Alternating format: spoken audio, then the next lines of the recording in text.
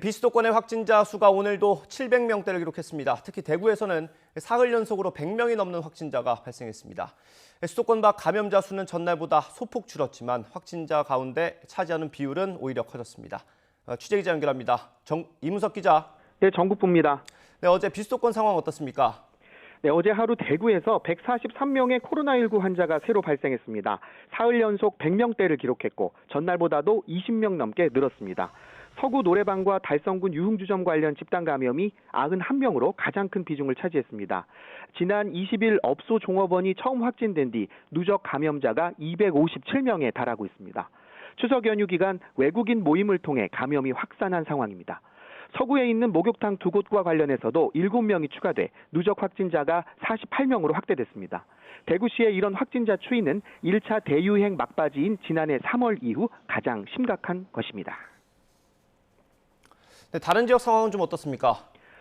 네, 다른 지역 역시 안심할 수 없는 상황입니다. 어제 기준 비수도권 신규 확진자는 721명으로 전날보다 10여 명 줄었습니다. 하지만 수도권 대비 감소폭이 작아서 전체 신규 확진자 가운데 비수도권이 차지하는 비율이 22.6%에서 26.4%로 오히려 4%포인트가량 커졌습니다.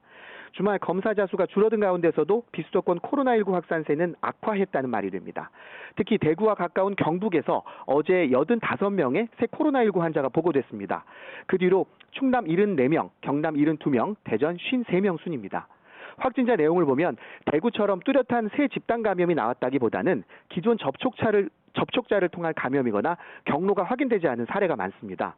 그렇다 보니 몇몇 시도는 산발적인 확산을 막기 위해서 선제적인 대응을 내놓기도 했습니다. 대전시는 대학 기숙사 관련 확진자가 산발적으로 증가하자 시내 대학교 기숙사생 만여 명에게 진단검사를 받으라는 행정명령을 내렸습니다. 충청북도의 경우 오는 29일부터 기업체가 직원을 새로 채용하기 전 사흘 내 발급된 코로나19 진단검사 음성 결과를 반드시 확인하도록 의무화했습니다. 농업과 축산업, 건설업종도 해당하는데 직업 속에서 역시 사흘 이내 진단검사 음성 결과 확인서를 갖춘 사람에게만 직업을 알선하도록 했습니다. 지금까지 전국부에서 YTN 이문석입니다.